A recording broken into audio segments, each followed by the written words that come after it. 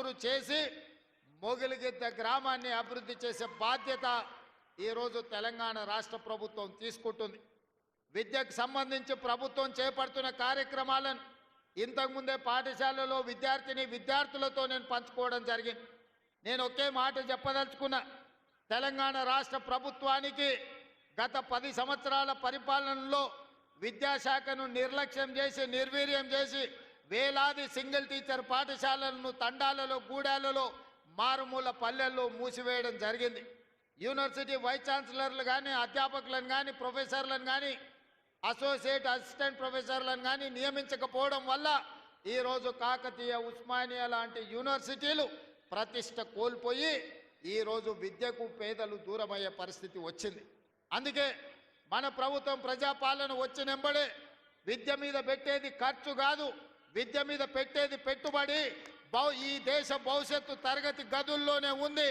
అందుకే రాష్ట్ర ప్రభుత్వం బడ్జెట్ని 7% 21,000 కోట్ల రూపాయలను విద్యాశాఖకు కేటాయించి ఆ విద్యాశాఖను ముఖ్యమంత్రి అయిన నా దగ్గరనే పెట్టుకొని విద్యను పెంచాలి, విద్యను పేదలకు అందించాలనే లక్ష్యంతో ఈరోజు ప్రభుత్వం చేస్తుంది.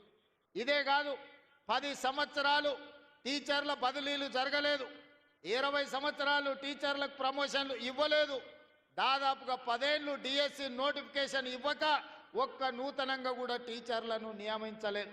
అందుకే మా ప్రభుత్వం వచ్చిన మొదటి సంవత్సరంలోనే 21,000 మంది టీచర్లకు ప్రమోషన్లు ఇవ్వడమే కాదు 35,000 మంది టీచర్ల బదిలీలు చేసి ప్రతి ప్రాంతానికి ఈరోజు టీచర్లను అందించే ప్రయత్నమే చేసినాం. ఇదే కాదు, మా అధికారుల కృషి వల్ల 10 సంవత్సరాలు నియామకాలు జరగని డిఎస్సి టీచర్ల నియామకం 55 రోజుల్లో 11,000 మంది టీచర్లను ఎల్బీ స్టేడియానికి పిలిచి వాళ్లకు నియామక పత్రాలు అందించి 11,000 మంది నూతన టీచర్లను అందించడం ద్వారా తండాలలో గూడాలలో ఉండే పాఠశాలలను తిరిగి ప్రారంభించే ప్రయత్నం చేసినాం. ఇదే కాదు, young India skills university, young India sports యూనివర్సిటీని ఐటీఐలు నిర్వీర్యం అయిపోతే సాంకేతిక నైపుణ్యాన్ని పెంచాలని 75 ఐటీఐలను ఈరోజు అడ్వాన్స్డ్ టెక్నాలజీ సెంటర్లుగా 2,400 కోట్ల రూపాయలతోని టాటా సంస్థతోని ఒప్పందం చేసుకొని తెలంగాణలో ఉన్న యువకులకు సాంకేతిక నైపుణ్యం నేర్పాలి, ఈ సాంకేతిక నైపుణ్యం ప్రపంచంతో పోటీ పడే విధంగా ఉండాలి అని మన సింగపూర్కి వెళ్ళి సింగపూర్ ప్రభుత్వంతో కూడా ఒప్పందం చేసుకొని సింగపూర్ ప్రభుత్వం నుంచి మన దగ్గర విద్యార్థులకు శిక్షణ ఇచ్చే విధంగా అక్కడి నుంచి ట్రైనింగ్ ఇచ్చే వాళ్ళని తీసుకొచ్చడానికి ఒప్పందం చేసుకున్నాం. ఇయాల అమెరికాలో ఉండే స్టాన్ఫర్డ్ యూనివర్సిటీని కూడా మనం ప్రయత్నం చేస్తున్నాం. మన తెలంగాణలో ఉండే విద్యార్థులకు శిక్షణ ఇవ్వడానికి ఒక ఎంఓయూ చేయాలని ఇవాళ ప్రయత్నం చేస్తున్నాం. ఎందుకంటే ఇవాళ ప్రపంచంలో పోటీ పెరిగిపోయింది. సర్టిఫికెట్లు ఉంటేనో, డిగ్రీలు ఉంటేనో, పట్టాలు ఉంటేనో ఇవాళ ఉద్యోగాలు వచ్చే పరిస్థితి లేదు. నీ పట్టా ఏదున్నా నీ నైపుణ్యం ఎంతున్నదని చెప్పి ఇవాళ పోటీ ప్రపంచం అడుగుతున్నది. అందుకే పట్టాలతో పాటు సాంకేతిక నైపుణ్యాన్ని పెంచాలి అని చెప్పి ఈరోజు ప్రభుత్వం నిరంతర కృషి చేస్తున్నది. ఆ బాధ్యతను స్వయంగా నేనే పర్యవేక్షిస్తున్నా అని చెప్పి నేను ఈ సందర్భంగా తెలియజేస్తున్నా. ఇదే కాదు, తెలంగాణకు వెన్నెముక రైతులు. ఆ రైతులకు ఆనాటి ప్రభుత్వం, నేను హరగోపాల్ గారిని అనుమతి అడుగుతున్నా, అక్కడ విద్యార్థులు కేవలం ప్రభుత్వ కార్యక్రమాలే మాట్లాడినా, ఇక్కడ ఉన్నదంతా మా పార్టీ కార్యకర్తలు, నాయకులు, రైతులు ఉన్నారు. కాబట్టి కొన్ని రాజకీయపరమైన అంశాలు ఈ వేదిక మీద నేను ప్రస్తావించాల్సిన పరిస్థితి ఉన్నది. తమరి అన్నదా భావించొద్దు. ఎందుకంటే మా కార్యకర్తలు నిరుత్సాహంతో మళ్ళీ ఊరికి పోతారు నేను మాట్లాడకపోతే. సార్ వచ్చిండు, పెద్దసారి చెప్పినట్టే మాకు చదువు చెప్తే ఏం లాభం, రాజకీయం మాట్లాడకపోతే ఎట్లా అని చెప్పి మా వాళ్ళు అనుకునే ప్రమాదం ఉంది. అందుకే కొన్ని రాజకీయపరమైన అంశాలు కూడా ఈ వేదిక మీద నుంచి ప్రస్తావించాల్సిన బాధ్యత నా మీద ఉన్నది. ఆయన ఆనాడు 70,000 కోట్లతోని 2014 జూన్ 2 నాడు మనం రాష్ట్రాన్ని వారికి అప్పచెప్తే 16,000 కోట్ల రూపాయల మిగులు బడ్జెట్తోని ధనిక రాష్ట్రంగా వారికి అప్పచెప్తే 10 ఏళ్ళు తిరిగే లోపల 7 లక్షల కోట్ల రూపాయల అప్పులు చేసి ధనిక రాష్ట్రాన్ని దివాలా రాష్ట్రంగా చేసి చివరికి రైతు బంధు పథకాన్ని కూడా ఇవ్వకుండా ఎన్నికలను అడ్డం పెట్టుకొని పారిపోతే నేను ముఖ్యమంత్రిగా బాధ్యత చేపట్టిన ఎంబడే ఆయన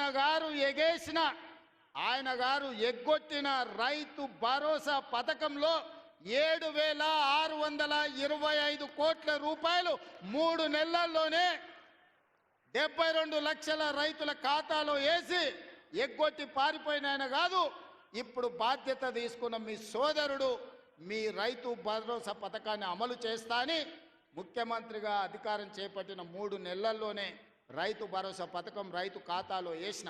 ఇదే కాదు, ఆనాడు 2014లో 1,00,000 రూపాయల రుణమాఫీ అన్నాడు. ఆ తర్వాత 4 విత్తనాలు అన్నాడు.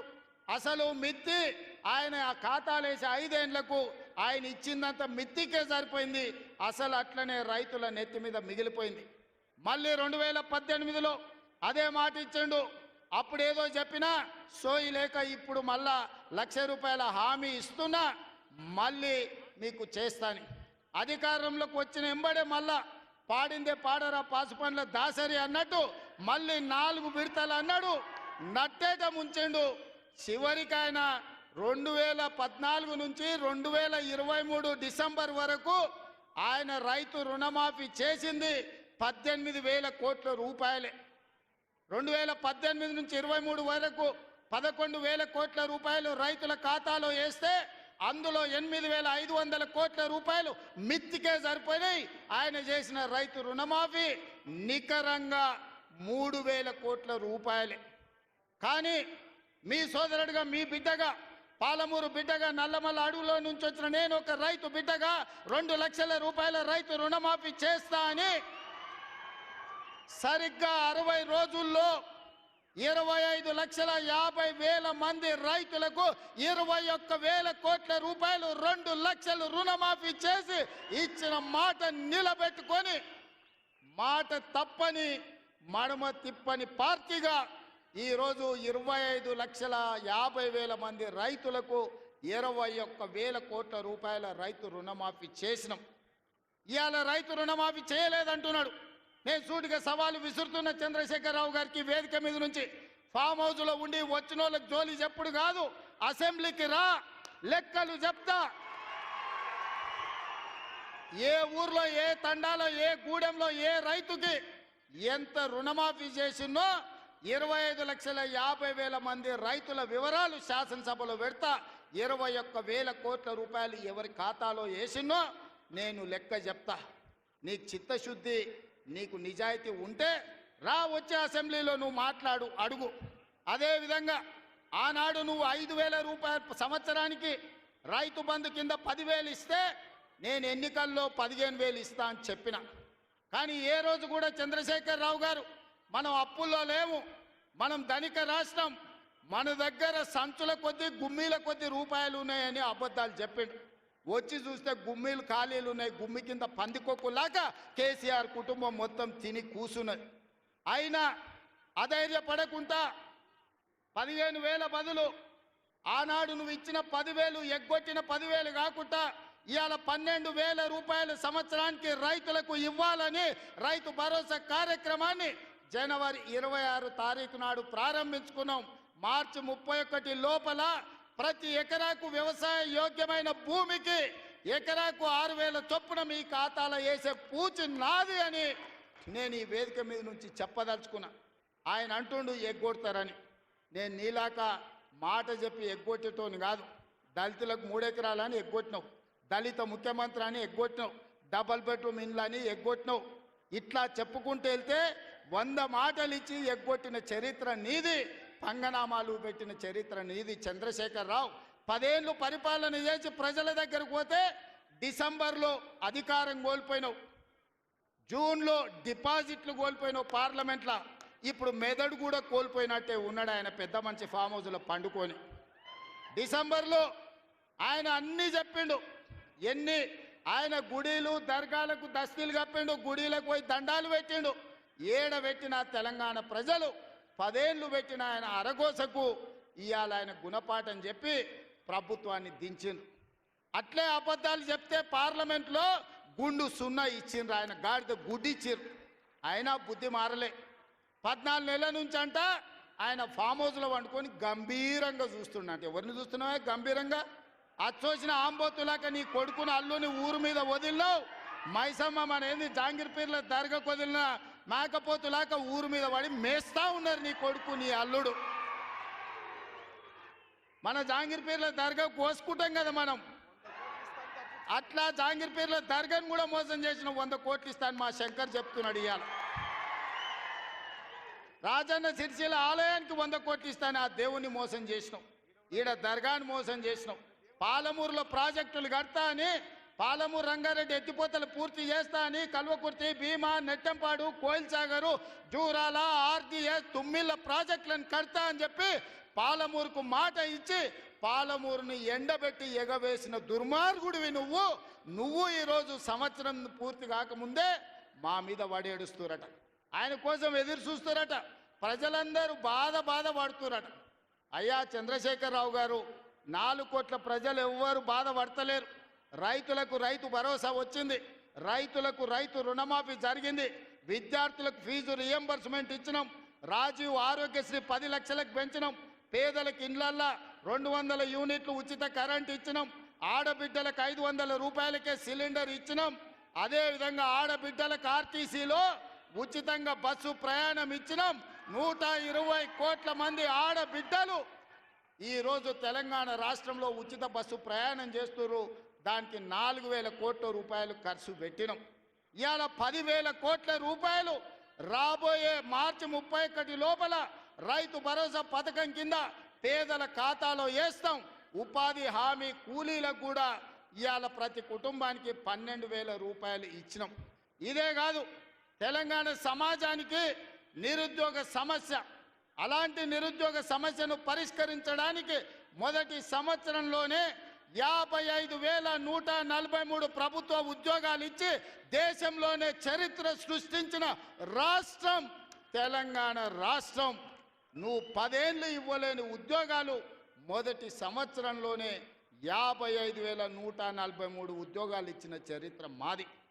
వీటన్నిటి మీద నీకు చిత్తశుద్ధి ఉంటే, నీ నాయకత్వం మీద నీకు నమ్మకం ఉంటే నువ్వు రా అసెంబ్లీలో. ఈ వివరాలన్నీ అసెంబ్లీలో పెడతా, చర్చ చేద్దాం. ఆయన కొడితేనంట బలంగా కొడతాడంట, సరిగ్గా నిలబడేది నేర్చుకోని ఆయన కట్టె లేకుండా. నీ పరిస్థితి ఎట్లుందో తెలంగాణ సమాజానికి తెలియదా? నువ్వు తూగుతున్నవా, సోగుతున్నవా, నువ్వు నిలబడగలిగే పరిస్థితిలో ఉన్నవా? ఆయన బలంగా కొడతాడంట, ఆయన లేచి వస్తాడంట. సోషల్ మీడియాలో నాకు ఆయనకు పోటీ పెడితేనంట ఆయనకు లైక్లు ఎక్కువ వచ్చినాయంట. టిక్టాక్లో 10 ఏళ్ళు ముఖ్యమంత్రి చేసినోడు, కేంద్ర మంత్రి చేసినోడు ఇవాళ టిక్టాక్లో కేసీఆర్కు రేవంత్ రెడ్డికి పోటీ పెడితే ఆయనకు లైక్లు ఎక్కువ వచ్చినాయంటే నాకు తక్కువ వచ్చినాయంటే ఇవాళ వాళ్ళ కార్యకర్తలతో మాట్లాడుతున్నాను. నేను అడగదలుచుకున్నా, ఆ మధ్యలో బాలీవుడ్లో కూడా సల్మాన్ ఖాన్కు, రాఖీ సావంత్కు కూడా టిక్టాక్లో పెడితే రాఖీ సావంత్కి ఎక్కువ లైకులు వచ్చినాయి. అంత మాత్రాన ఆమె సల్మాన్ ఖాన్ కంటే గొప్ప నటుడు నటురాలు అనేవారని అనుకుంటారా? ఇవాళ చివరికి ప్రజలు తిరస్కరించి, ప్రజలు డిపాజిట్లు జప్తు చేస్తే ముఖం జల్లక ఫామ్ హౌస్లో వండుకున్న చంద్రశేఖరరావు సోషల్ మీడియా టిక్టాక్లో నాకు లైక్లు వచ్చినాయని చెప్పుకునే పరిస్థితికి వచ్చిందంటే ఆయన మానసిక పరిస్థితి ఎట్లుందో తెలంగాణ సమాజం అర్థం చేసుకుంటుంది. పెద్ద మనిషి ఆయన వయసులో, నేనేం కాదంటలేను. ఆయన పిల్లలు యమకింకర్లాగా తయారై ఊరి మీద పడి మేస్తున్నారు. ఫస్ట్ నీ కొడుకుని అల్లుని కంట్రోల్లో పెట్టు చంద్రశేఖరరావు. నువ్వు రా సభకు 5 తారీఖు నాడో 6 తారీఖు నాడో స్పీకర్ గారు అనుమతి తీసుకొని ఏబిసిడి వర్గీకరణ మీద మా మాదిగ సోదరుల 35 ఏళ్ల పోరాటం, అదేవిధంగా 100 సంవత్సరాలు బ్రిటిషర్స్ ఉన్నప్పుడు కులగణన చేసిరు. 100 ఏళ్ల వరకు బలైన వర్గాలు ఎంతమంది ఉన్నారో వాళ్ళ లెక్క వాళ్ళకే తెలియదు. ఎంతోమంది ప్రధానమంత్రులు, ముఖ్యమంత్రులు మారినారు కానీ బీసీల లెక్కలు తేల్చలేదు.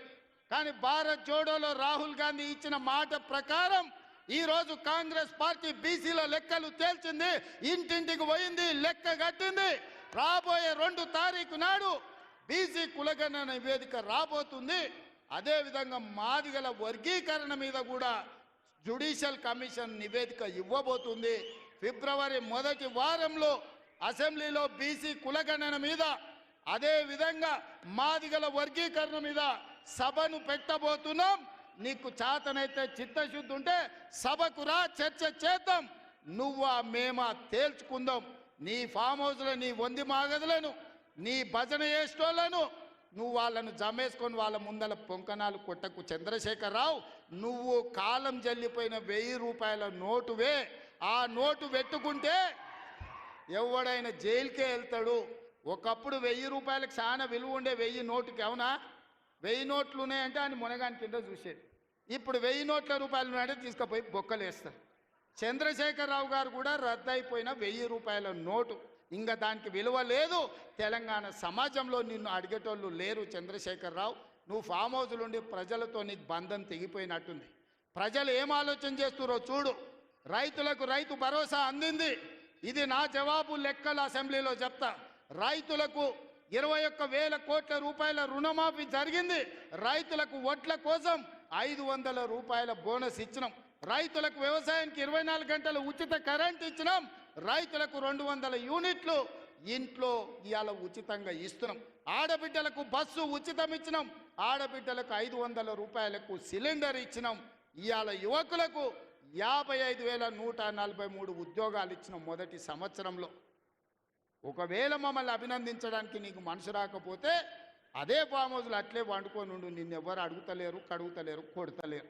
కాబట్టి ఇవాళ ఇన్ని రకాల సంక్షేమ కార్యక్రమాలు ముందుకు తీసుకొని వెళ్తున్నాం. చంద్రశేఖరరావు గారు, నువ్వు రా అసెంబ్లీకి. ఎందుకంటే నాకు గద్దర్ ప్రోగ్రాం ఉంది, ఇంకా చాలా విషయాలు చెప్పాలి. ఎల్పి ఇప్పుడు ఇవాళ రవీంద్ర భారతిలో గద్దర్ గారి కార్యక్రమం ఉంది. అర్జెంటుగా నేను బయలుదేరాల్సి వస్తుంది. కాబట్టి మిగతా వివరాలు గద్దర్ వేదిక మీద చెప్తా, ఆ తర్వాత అసెంబ్లీలో చెప్తా. ఇంత పెద్ద కార్యక్రమాన్ని ఏర్పాటు చేసి అద్భుతంగా నిర్వహించిన పెద్దలందరికీ, ముఖ్యంగా ప్రాణ సమానులైన కాంగ్రెస్ పార్టీ కార్యకర్తలందరినీ మనస్ఫూర్తిగా అభినందిస్తున్నా. రాబోయే ఎన్నికలు మీవే. శంకర్కు ప్రతాప్ రెడ్డికి ఆదేశాలు ఇస్తున్నా. వార్డు మెంబర్లు, సర్పంచులు, ఎంపీటీసీ, జడ్పీటీసీలను గెలిపించుకునే బాధ్యత వాళ్ళదే. ఇల్లు తిరుగుతారు, మిమ్మల్ని గెలిపిస్తారు, మిమ్మల్ని నాయకులను చేస్తారు. గ్రామాన కార్యకర్తలకు నా విజ్ఞప్తి, రేపు సర్పంచ్, ఎంపీటీసీ, జడ్పీటీసీ ఎన్నికలు 100% మనం గెలవాలని తెలియజేస్తూ మీ అందరి దగ్గర సెలవు తీసుకుంటున్నా. జై కాంగ్రెస్! గట్టిగా జై కాంగ్రెస్!